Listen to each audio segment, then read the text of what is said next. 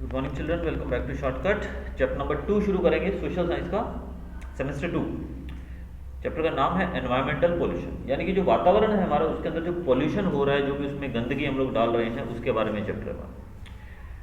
तो चलिए देखते हैं कैसे ये सब कुछ होता है। Development is the right of human beings. It means whatever and in whatever field, wherever and in whatever field, if there is an opportunity of development, humans have the right to progress. The industrial revolution and the scientific discoveries have opened up vast opportunities for technological advancements and developments. These developments have led to massive changes in human life. Technological advancements have empowered the creativity, which in turn simplified the process of production. Electricity, railways, telephone, vehicles, industries, electronic media are the important characteristics in the story of development. अब बात की जाए अगर human development की, तो आपको पता है कि डेवलपमेंट, हम सबको डेवलप होने का अधिकार, हम सब इंसान हैं, ह्यूमन बींग्स हैं, तो हमारा ये हक बनता है कि हम डेवलपमेंट करें। ठीक है। अब भाई कोई आदमी साइकिल पे घूम रहा है और एक आदमी कार पे घूम रहा है, तो फिर साइकिल वाले को आगे बढ़ने का अधिकार नहीं है कि साइकिल वाला धीरे धीरे साइकिल से तरक्की करके मोटरसाइकिल पे आए, फिर वो कार पे आए, है ना। तो वैसे ही हम इंसान हैं, हमको भी अधिकार है कि हम आगे बढ़े, डेवलपमेंट करते रहें। और जैसे जैसे आप जानते हो कि साइंस डेवलपमेंट करता जा रहा है, तरक्की होती जा रही है, साइंस की फील्ड में काफ़ी तरक्की कर रहे हैं हम, डिस्कवरीज हो रही हैं, नई नई खोजें हो रही हैं। वैसे इंडस्ट्रीज जो हैं उसमें भी इंडस्ट्रियल रेवोल्यूशन के कारण बहुत सारे बदलाव आए हैं।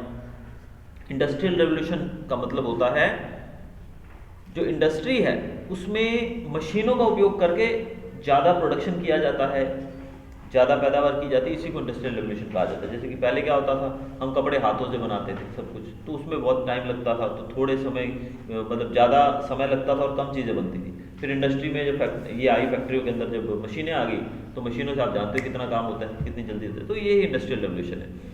तो टेक्नोलॉजी में जो एडवांसमेंट हुई है, डेवलपमेंट हुआ है, ये सब जो है इससे ह्यूमन लाइफ के अंदर भी बहुत सारे बदलाव हैं। ठीक है। जब हम डेवलपमेंट कर रहे हैं तो इसका प्रभाव कहीं ना कहीं तो पड़ेगा, तो इन सब का प्रभाव हमारे जीवन पे भी पड़ा है। तो ये जो प्रोसेस है इसके अंदर अगर हम देखने जाएं डेवलपमेंट क्या क्या हुआ है। अगर हम बिजली की बात करें, पुराने समय में बिजली घरों में होती थी, नहीं होती थी, तो बिजली का आना ये भी डेवलपमेंट है। हमें दिया जला के पढ़ना पड़ता था, अब हम लैंप रखते हैं घर में, रात को 12 बजे उठ के पढ़ो, कुछ भी करो, और रोशनी भी अच्छी रहती है। रेलवे की बात करें, पहले एक जगह से दूसरी जगह जाने के लिए बैलगाड़ी का उपयोग किया जाता था या लोग पैदल जाते थे, अब लोग मज़े से ट्रेन में बैठते हैं और लंबा सफ़र भी तय करके आते हैं। टेलीफोन को छोड़ के अगर मैं मोबाइल लगा दूँ यहाँ पे तो भी ठीक रहेगा। पहले हमें अपने दूर रिश्तेदारों से बात करने के लिए टेलीफोन का उपयोग करना पड़ता था, अब हम मोबाइल में आ गए। मोबाइल में जेब में होता है, 24 घंटे हमारे साथ होता है। कुछ लोग तो बाथरूम में भी ले जाते हैं साथ में, मतलब 24 घंटे साथ में होता है।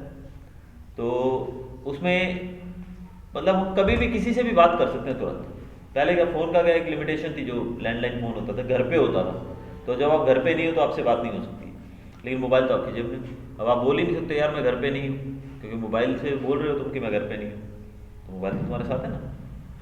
फिर व्हीकल्स, गाड़ियाँ कितनी आ गई। पहले हमें ट्रैवलिंग के लिए पैदल जाना, बैलगाड़ी का उपयोग होता, साइकिलें होती थी छोटी मोटी सी, कोई गिने चुने एक आधे आदमी के पास गाड़ी होती थी। ठीक है। अब क्या है कि हर घर में गाड़ी है, एक एक घर में 4-4 गाड़ियाँ हैं। इंडस्ट्रीज़, पहले जो काम हाथों से किया जाता था आज उसको इंडस्ट्रीज़ में किया जाता है, तो डेवलपमेंट है। इलेक्ट्रॉनिक मीडिया की बात करें, टीवी खोल लो, टीवी में पूरा दिन इतने चैनल्स आते हैं कि अगर पूरा दिन तुम ये देखने लोगे ना कितने चैनल आते हैं, कौन कौन से आते हैं, तो कई दिन निकल जाए, इतना ज़्यादा मतलब इलेक्ट्रॉनिक मीडिया, यानी कि हमारा न्यूज़ चैनल्स हो गए, एंटरटेनमेंट चैनल्स हो गए, मूवी चैनल्स हो गए, एटसेट्रा एटसेट्रा, बहुत कुछ आ गया। तो ये सब चीज़ें हमको बयान करती हैं पूरी एक स्टोरी ऑफ डेवलपमेंट। हम इसको पूरे को कह सकते हैं कि this is the story of development, right.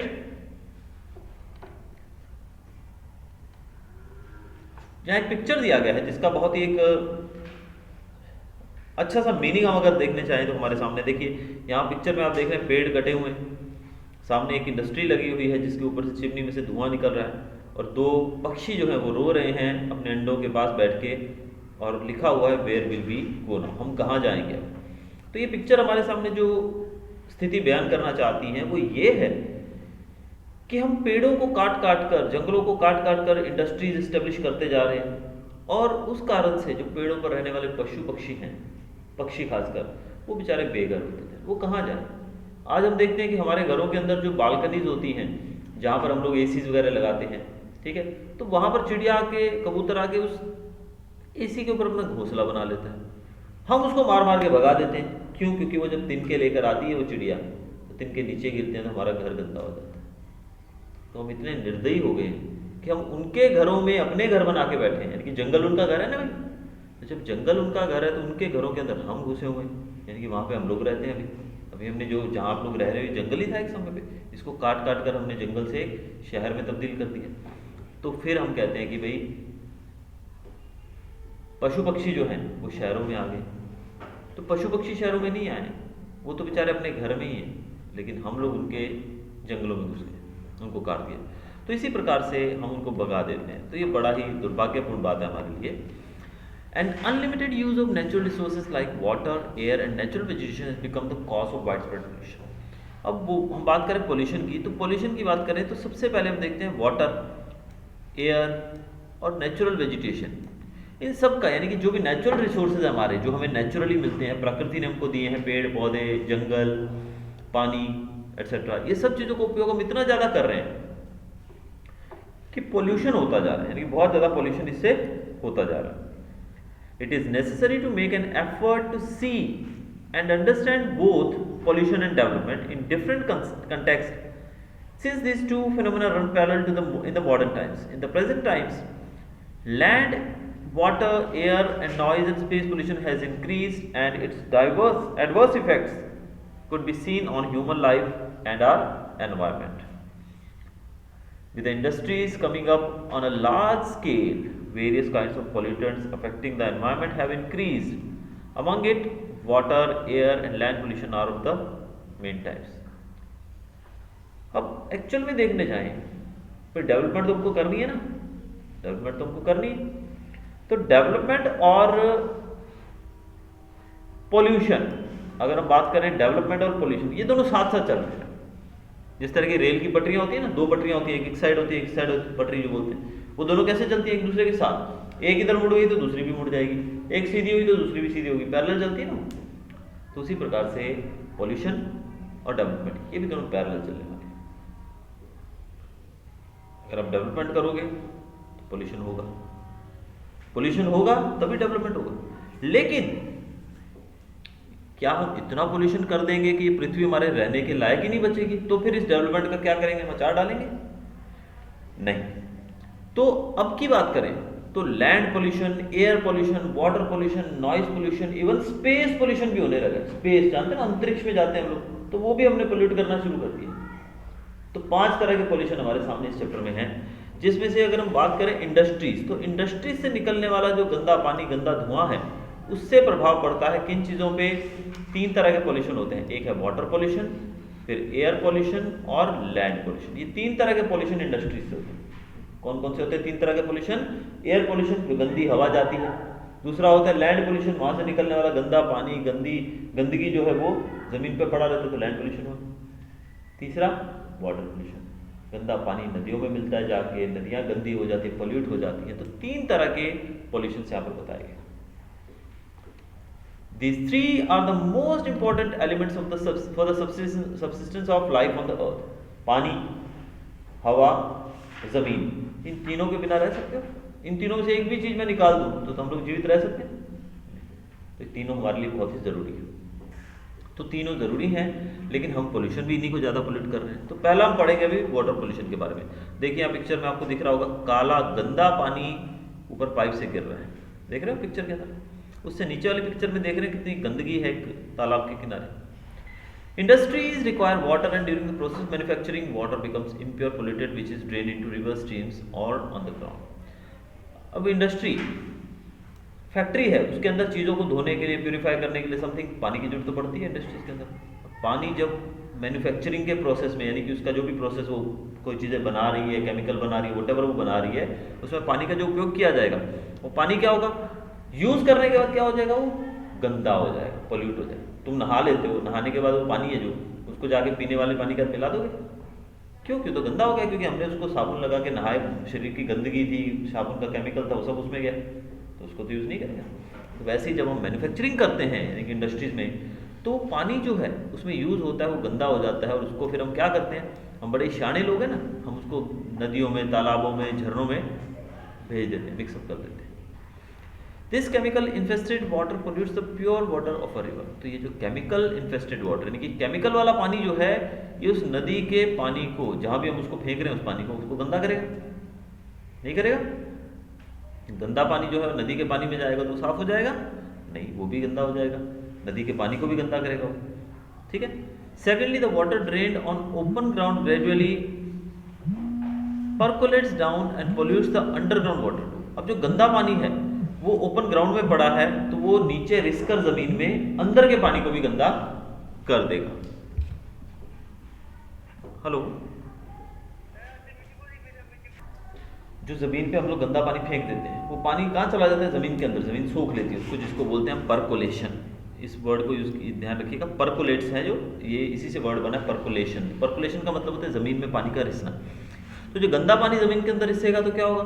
जमीन के अंदर का जो प्योर पानी है वो भी गंदा हो जाएगा। Growing urbanisation is another reason behind wide spread pollution. अब अर्बनाइजेशन यानी कि शहर बड़े होते जाए, अर्बनाइजेशन का मतलब होता है शहरीकरण। शहरीकरण मतलब एक बच्चा, इसका नाम करण है और वो शहर का है और एक गांव का है, तो ये गांव करण, ये शहरीकरण वो नहीं। शहरीकरण का मतलब शहर बढ़ रहे हैं, यानी कि गांव है वो शहर बनते जा रहे हैं, छोटे छोटे कस्बे हैं वो बड़े होते जा रहे हैं और शहर बनते जा रहे हैं, तो शहरीकरण ज़्यादा होता जा रहा है। तो शहरों में पोल्यूशन बढ़ेगा ही, पब्लिक ज़्यादा है, शहरों में ज़्यादा पब्लिक है। गांव में देखो 500 लोग हैं तो सिर्फ जो पूरे दिनचर्या का काम है 500 लोग हैं, शहरों में तो लाखों लोग रहते हैं, पोल्यूशन बढ़ेगा ही ना। तो पोल्यूशन बढ़ने का एक रीज़न अर्बनाइजेशन को बताया गया है। दूसरा, dirty water from the gutters in urban areas. जो गंदा पानी है ना, डर्टी वाटर, गटर का पानी शहरों का, वो कहाँ जाता है? वो नदियों और तालाबों में ही फेंका जाता है, जिससे वाटर पोल्यूशन होता है। हमने सोचा है कभी गंदा पानी कहाँ जाता है? ये गंदा पानी शहर से बाहर तालाबों में, नदियों में मिला दिया जाता है। Today even the rain water gets polluted due to industrialisation. आज की बात करें तो रेन वाटर जो है ना, वो भी इंडस्ट्रियलाइजेशन के कारण, यानी कि इंडस्ट्रीज आने के कारण पोल्यूट होने लगा है। The smoke and gases released by the industries mix with the rain water and polluted. अगर हम बात करें धुआं और गैस, जो ये इंडस्ट्रीज में निकलने वाला धुआं है या वहाँ से निकलने वाली कोई भी हार्मफुल गैस है, वो सब रेन वाटर के साथ मिलकर उसको पोल्यूट करते हैं। यानी कि हवा, गैस कहाँ जाएगी? हवा में जाएगी। स्मोक, धुआं कहाँ जाएगा? वो भी हवा में जाएगा। जब वो बारिश होती है तो बारिश के साथ वो नीचे आएगा, तो रेन वाटर में मिल गया वो। The dirty water released by industries and factories into rivers, streams and ponds destroy aquatic life. अब ये जो गंदा पानी है जो हम इंडस्ट्री और फैक्ट्री से निकलने वाला जो हम नदियों तालाबों में मिला देते हैं, इससे क्या होता है? एक्वेटिक लाइफ नुकसान होता है। एक्वेटिक लाइफ को, एक्वेटिक लाइफ मतलब पानी में रहने वाले जीवों को, यानी कि जो मछलियाँ हो गई, जो भी जानवर छोटे मोटे पानी में रहते हैं, उनको नुकसान पहुँचता है। Many times we see news about mass death of fish because of excessive pollution in water. Mass death का मतलब होता है बहुत ज़्यादा डेथ हो जाना, एक फिश का नहीं, हजारों लाखों की संख्या में मछलियों का मर जाना। तो ऐसी खबरें सुनने को मिलती है कि हजारों की संख्या में, ये देखिए आप पिक्चर जो देख रहे हैं नीचे, इसमें देख सकते हो आप, ये थर्ड पिक्चर जो दी गई 2.2 में मछलियाँ हैं ना उसके अंदर, तो ये मास डेथ है, बहुत सारी मछलियाँ मर गई। इनके मरने का रीज़न क्या होगा? क्या उन्होंने भांग पी ली थी, चक्कर आ गए थे उनको? नहीं भाई, reason is water pollution, chemical वाला पानी था। The sea water gets polluted due to oil drilling and oil spills. सी का पानी जो है उसमें, सी के अंदर जो ऑयल ड्रिलिंग की जाती है, ऑयल स्पिल यानी कि जो ज़मीन के अंदर से ना, समंदर का तल जो है ना, उसके अंदर से तेल निकाला जाता है, पेट्रोल, और जब वहाँ से निकालते हैं तो कहीं पाइप लीक हो गई थोड़ी बहुत, तो पूरा पानी समंदर में जाएगा। ऑयल स्पिल यानी कि ऑयल वहाँ पर लीक हो गया, या फिर कभी कभी तुमने सुना होगा टैंकर आ रहा है तेल का, तो तेल का जहाज जो है टैंकर बोलते हैं जिसको, पानी में से वो दूसरे कंट्री से लेके आ रहा है तेल यहाँ पे, अब वो किसी कारण दुर्घटनाग्रस्त हो गया, सारा तेल समुद्र में फैल गया, तो इस तरीके से केमिकल समुद्र में मिल जाता है। Water pollution causes various disease like cholera, jaundice, vomiting, loose motion etcetera. Water pollution के कारण ये बीमारियां होती हैं जो अभी नाम मैंने बताया। That is why nowadays people have to carry their own water bottle filled with fresh and filtered water with them while travelling to office और टू स्कूल। इसी कारण से आजकल जो लोग स्कूल जाते हैं, बच्चे लोग जो ऑफिस जाते हैं या ट्रैवलिंग करते हो, तो अपने घर से पानी लेके जाते हो साफ सुथरे। क्यों भाई? क्योंकि बाहर जो अगर पानी पीते हैं और वो पॉल्यूटेड हुआ तो हमें ये बीमारियां लग सकती हैं, इसलिए हम अपना पानी खुद लेके जाते हैं ना स्कूल में पानी अपना। This polluted river water is used for agriculture and consequently pollutants enter into food grains, vegetables and fodder. अब यही गंदा पानी जो है, अब नदियाँ गंदी होगी तो भी हम खेती कहाँ से करते हैं? खेतों में पानी कहाँ से लाते हैं? मिनरल वाटर डालते हैं बिस्लरी का खेतों में पानी कहाँ से आता है? नदियों से ही आता है, नदियों नहरों से ही आता है। तो नदियों नहरों का पानी जब हम इरिगेशन के लिए खेतों में पानी लगाने के लिए यूज़ करेंगे तो हमारी जो फसलें उगेंगी, भले वो खाने वाली गेहूँ चावल ले लो, सब्जियाँ ले लो, गाय भैंसों का चारा ले लो, वो सब अगर गंदे पानी से बनेगा तो उनके अंदर भी तो केमिकल्स आएंगे। तो वो खाने से हमको हेल्थ मिलेगी, अच्छी हेल्थ मिलेगी नहीं। तो इस प्रकार से हमारे फूड ग्रेन्स, वेजिटेबल्स और फोडर, ये सब चीज़ें भी गंदी हो जाएंगी। People from every class of the society, be it a politician, farmer, industrialist, educated individuals, industrialists, artists or workers, have a very casual attitude towards environmental pollution. The water from industries should be purified before it is drained into streams or rivers. Government should implement the pollution control policies properly to control the industries. We should use water net judiciously. अब अगर बात करें हम हर वर्ग के लोगों की, भले अमीर है, गरीब है, कोई पॉलिटिशियन है, कोई फार्मर है, कोई पढ़ाने वाला है मेरे जैसा, कोई पढ़ने वाला है तुम्हारे जैसा, कोई भी व्यक्ति जो है, हम सब लोगों को एनवायरमेंट पोल्यूशन के प्रति एक सख्त नज़रिया अपनाना होगा। सख्त नज़रिए का मतलब ये नहीं कि कोई पोल्यूशन कर रहा है उसको पकड़ के गोली मार दो। सख्त नज़रिए का मतलब कि भाई पहली बात तो हमें खुद को नहीं करना चाहिए, हमको खुद को सुधरना चाहिए सबसे पहले। फिर हमें इसके प्रति अगर कोई ऐसा करता है तो उसको जागरूक करना चाहिए कि भाई यार तू ये गंदा कर रहा है पानी, ये गंदा पानी, यही पानी तेरे घर में भी तो जाएगा, यही गंदा पानी जो है नदी का पानी तेरे घर में भी यहीं से नदी का पानी आता है, तो भाई तू भी बीमार होगा, तेरे बच्चे बीमार होंगे। तो इस तरह हम उसको समझा सकते हैं, जागरूक कर सकते हैं। मेरे जैसा शिक्षक है कोई तो बच्चों को समझा सकता है, बहुत सारे बच्चों को समझा सकता है। तुम जैसे बच्चे जो हैं वो अपने दोस्तों को समझा सकते हैं ना। तो हम लोगों को इस प्रकार से अपना रोल निभाना चाहिए। और सरकार जो है उनको एक लॉ पॉलिसीज जो होती है पोल्यूशन कंट्रोल के लिए वो बनाकर उसको अप्लाई करना चाहिए। इसमें हो क्या सकता है, हो ये सकता है कि इंडस्ट्री से निकलने वाला गंदा पानी जो है उसको, देखो हम इंडस्ट्री तो बंद नहीं कर सकते ना, तो चलानी पड़ेगी डेवलपमेंट कर, लेकिन इतना तो कर सकते हैं ना कि उस पानी को प्यूरिफाई करके हम नदियों में छोड़ें ताकि उसमें से केमिकल निकल जाए। लेकिन होता क्या है, जो प्यूरिफिकेशन प्लांट लगाए जाते हैं जिससे उसको प्यूरिफाई किया जाता है पानी को, वो प्लांट्स महंगे आते हैं। तो अब कोई भी जो ऑनर है, फैक्ट्री का मालिक है, वो सोचता है गंदा पानी नदी में जा रहा है, इससे मेरा क्या नुकसान हो रहा है, जाने दो। तो उसकी जगह मैं 10-20 लाख 50 लाख रुपए लगा के क्यों वाटर प्यूरिफिकेशन प्लांट लगाऊंगे, मेरा इतना पैसा वेस्ट हो रहा है, वो इसलिए नहीं लगाते हैं। लेकिन अगर उनको स्ट्रिक्टली बोला जाए, स्ट्रिक्ट लॉ बनाया जाए, उनको समझाया जाए, तो वो फिर उस पैसे को भी इन्वेस्ट करके वो वाटर प्यूरिफिकेशन प्लांट बनाएंगे ताकि गंदा पानी नदी में ना जाए। पानी गंदा नदी में ना जाए मतलब उस पानी में से केमिकल्स, हार्मफुल चीज़ें निकालो। वो वैसे देखने में गंदा हो, वो ठीक, वो कोई गलत नहीं है, लेकिन उसके अंदर केमिकल्स नहीं होने चाहिए जो वहाँ पर रहने वाले पशु पक्षियों को मारे या वो पीने के लिए हमारे लिए दूषित पानी को कर दे। तो इस तरीके से हम वाटर पोल्यूशन को रोक सकते हैं और वाटर का उपयोग हमें जुडिशियसली करना चाहिए, यानी कि समझदारी पूर्वक करना चाहिए, कम करना चाहिए।